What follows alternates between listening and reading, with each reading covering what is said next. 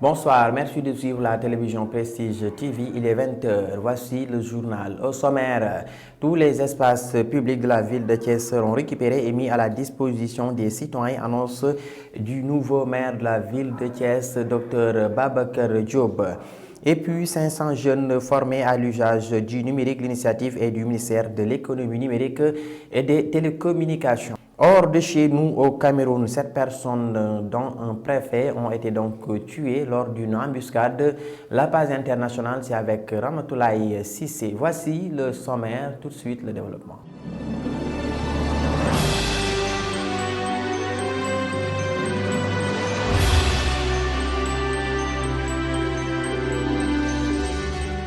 Rebonsoir à tous et à tous. Coronavirus au Sénégal, le ministère de la Santé et de l'Action sociale a reçu les résultats des examens virologiques ci-après. Sur 932 tests réalisés, 17 nouveaux cas sont revenus positifs au coronavirus, soit un taux de positivité de 1,82%. Il s'agit de 17 cas issus de la transmission communautaire. 19 nouveaux patients suivis ont été testés et déclarés guéris. 4 cas graves sont pris en charge dans les services de réanimation. Et puis le nouveau maire de la ville de Thiès, Dr Babacar Diop, va récupérer tous les espaces publics et les remettre à la disposition des citoyens. Le maire qui a fait donc l'annonce hier lors d'une visite qu'il a effectuée sur différents sites à Thiès. Dr Babacar Diop, il est au micro de Moussa Mbaye. L'état de cette place symbolise simplement la situation environnementale de notre ville. Nous avons connu dans ce pays et dans cette ville des scandales financiers. Mais je pense que ce qui se passe au cœur de Thiès, Mekelen, Kadior Glace, l'occupation de l'espace, c'est un scandale écologique. C'est un dépotoir placé au cœur de Thiès qui empêche les Thiessois de respirer. On a confisqué l'espace public dans cette ville. Nous avons fait le tour et tous ces espaces visités appartiennent aux Thiessois, appartiennent à la ville de Thiès, vous appartient. Maintenant, c'est aux Thiessois de savoir ce qu'ils veulent. S'ils veulent une ville comme ça, s'ils veulent une terre dédiée aux enfants qui est une terre de violence, des ordures, des ordures, ils verront ce qu'ils veulent, mais en tant que maire de Thiès, je ne veux pas ça, moi, évidemment. Et nous allons restituer aux Thiessois donc ces espaces-là, les rendre démocratiques, accessibles à tous les Thiessois. Dès aujourd'hui, je commencerai à prendre des mesures administratives pour récupérer ces espaces-là, et d'abord pour protéger nos enfants, parce que désormais je ne peux plus laisser ici les enfants de Thiès entrer ici. C'est d'abord un problème d'insécurité. Maintenant ça, c'est simplement ce qui est visible, mais si on vous dit ce qui est derrière ces contrats-là, et vous vous rendrez compte que c'est un scandale écologique, mais aussi c'est un scandale financier qui n'honore pas Thiès, qui n'honore pas les Thiessois. Ça, c'est une autre affaire. J'y reviendrai.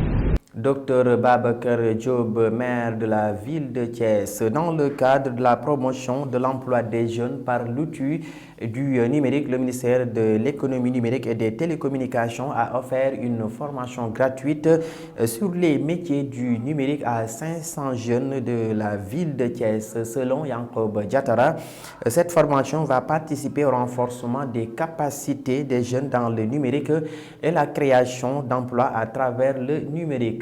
Yankob Diatara, nous l'écoutons, il est au micro de Chefal. D'autant plus qu'aujourd'hui, nous constatons de plus en plus un basculement donc, de la vie des jeunes donc, vers le numérique.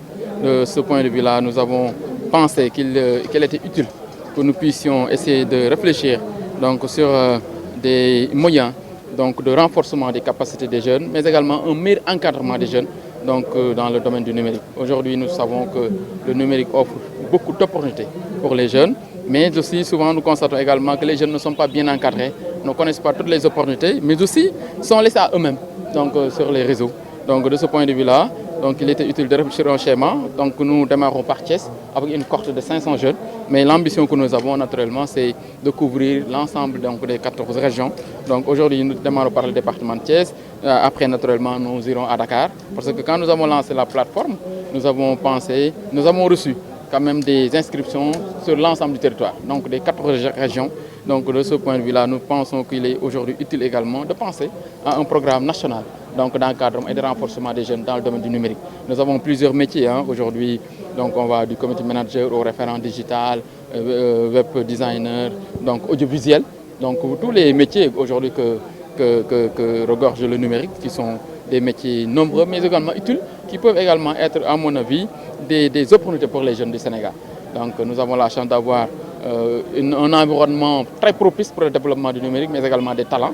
Donc ça, je pense qu'il faudrait que les jeunes puissent capitaliser davantage toutes ces opportunités-là.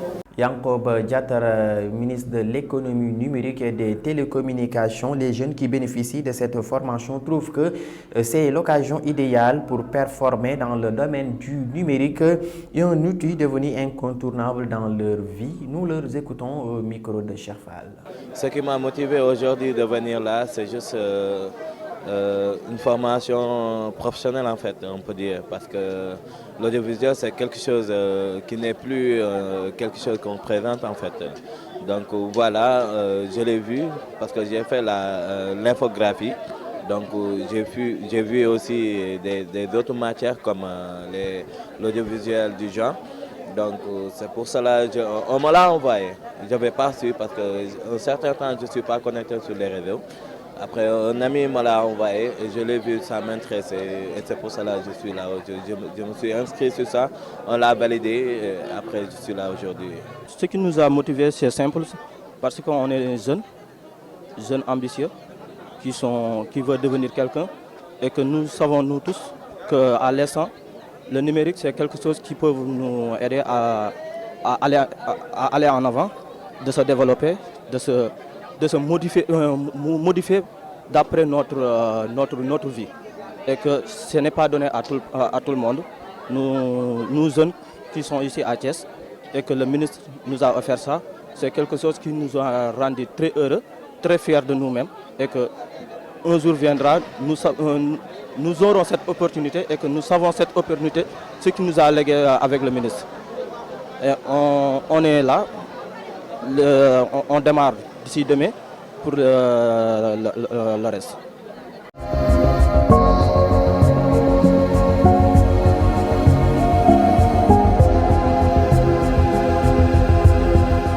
Et puis, en dépit de la décision prise par le chef de l'État, les prix des denrées de première nécessité n'ont pas baissé. Constant du responsable régional des consommateurs à Thiès, Siré Baldé Diallo, demande la convocation du Conseil national de la consommation avec les acteurs de l'UNACOIS. Nous l'écoutons au micro de El Hadji Mamadou Ndione. Il faudrait réunir tous les acteurs sous forme de Conseil national de la consommation, mais pour trouver les stratégies nécessaires pour faire baisser les produits.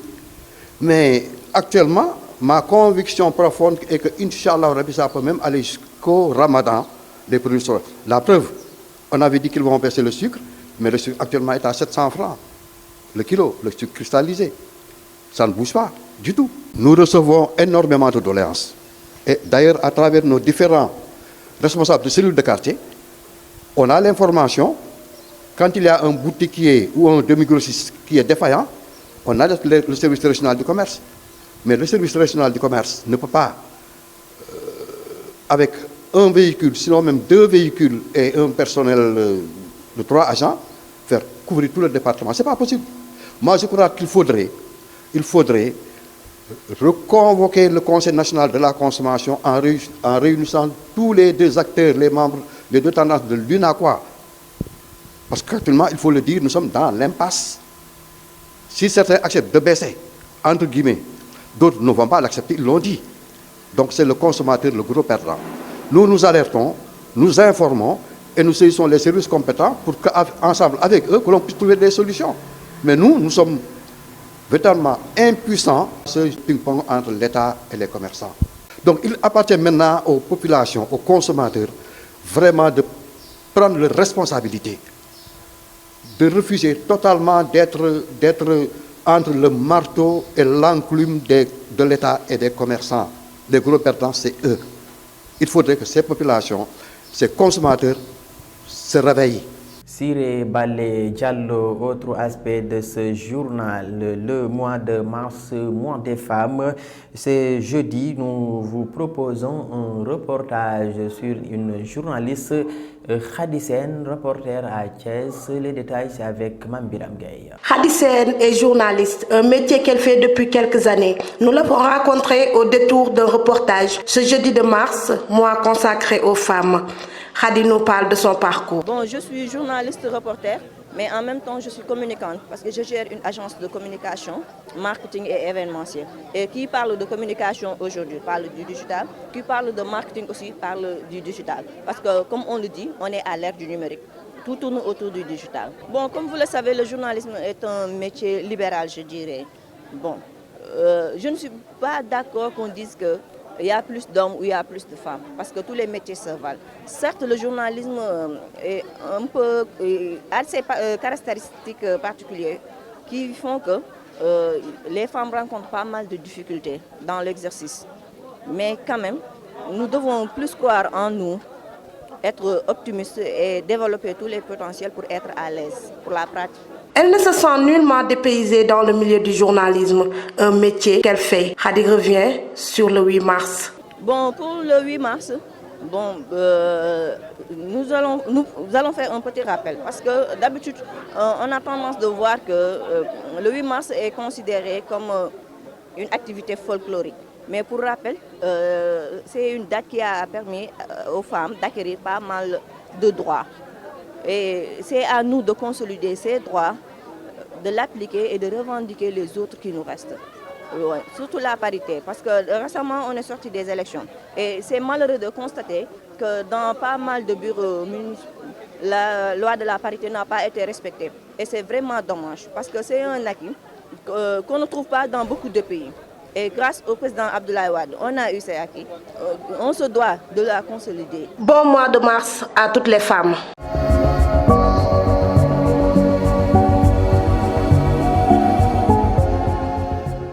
Nous arrivons à la page nationale. Le procès en appel de Barthélémy Diaz dans l'affaire Ndiaga Diouf a duré 6 heures d'horloge ce mercredi 2 mars à la chambre correctionnelle de Dakar.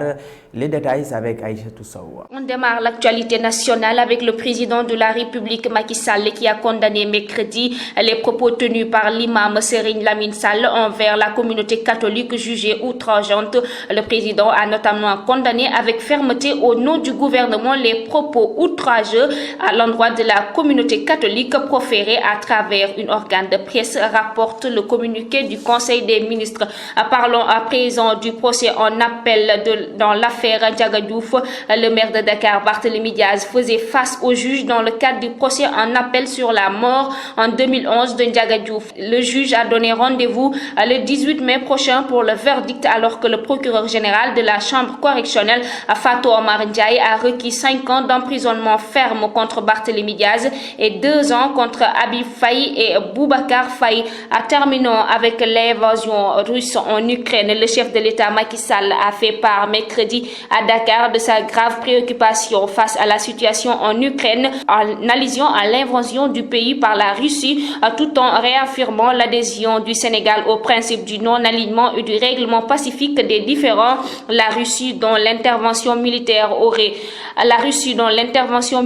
était lundi au menu d'une session extraordinaire d'urgence de l'Assemblée générale des Nations Unies, a fait valoir son droit à l'autodéfense prévu par l'article 51 de la Charte de l'ONU, mettant en avant la souffrance dans la région séparatiste de Donbass. Voilà, c'est tout pour l'actualité nationale.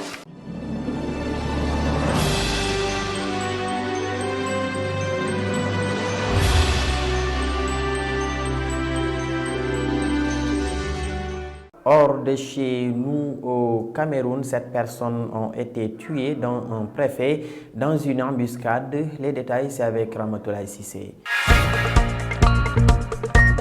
Si certains ministères des Affaires étrangères ont publiquement condamné l'invasion russe en Ukraine, d'autres ont voulu maintenir une certaine distance tout en exhortant les belligérants à la négociation. Les pressions diplomatiques de l'Union européenne comme de la Russie se sont multipliées depuis le premier jour pour qu'ils expriment leur point de vue sur la guerre. 17 abstentions sur 35 viennent des pays africains avec entre elles le Congo-Brazzaville, le Madagascar, le Mali, le Sénégal, le Soudan, l'Algérie, l'Éthiopie ou encore l'Afrique du Sud qui se sont abstenus, ce qui confirme l'embarras d'une partie du continent vis-à-vis de ce conflit. Cameroun, 7 personnes, dont un sous-préfet et un maire, ont été tuées mercredi dans l'attaque de leur convoi par des hommes armés sur une route du sud-ouest anglophone du Cameroun, en proie à un sanglant conflit séparatiste. Au passage du convoi, des terroristes ont déclenché les explosifs et se sont mis à tirer sur la voiture puisqu'ils étaient en embuscade, a poursuivi le gouverneur. Mesdames et messieurs, c'en est tout pour l'actualité internationale.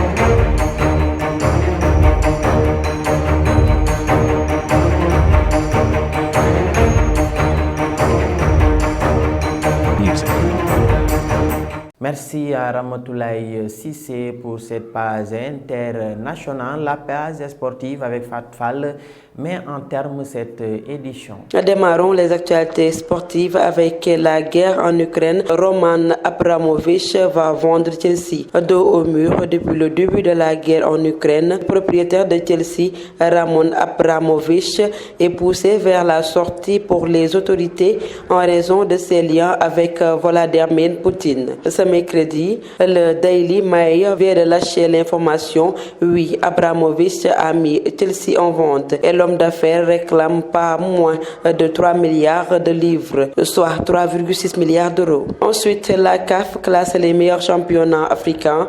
Le Sénégal absent du top 12. La Confédération africaine de football a rendu public le classement 2022 des meilleurs championnats africains de football. Le Sénégal est absent du top 12 publié par la CAF. La Ligue 1 sénégalaise a encore du chemin à faire. Le championnat local est absent du top 12 des meilleures positions championnat africain de football. Le Maghreb occupe les 4 premières places du classement. Le Maroc, l'Égypte et la Tunisie se maintiennent respectivement à la première, deuxième et troisième place, tandis que l'Algérie remonte en quatrième. Terminons avec deuxième édition Tour de la Casamance. Le double champion du Tour de France remporte le tournoi. À la fin de la deuxième édition du Tour de la Casamance, le président de la Ligue régionale de cyclisme a tiré un bilan satisfaisant du Tour de la Casamance. Ibrahima Diassé, président de la Ligue, se dit satisfait du déroulement du Tour qui est passé dans les zones considérées hostiles. Le champion du Tour de France à 2 reprises, Vincent Aldebert, a marqué par sa présence ce tour qu'il a remporté brillamment. C'était tout pour les actualités sportives. La page sportive met fin à cette principale édition. Merci de l'avoir suivi. Excellente suite des programmes sur la télévision Prestige TV. À bientôt.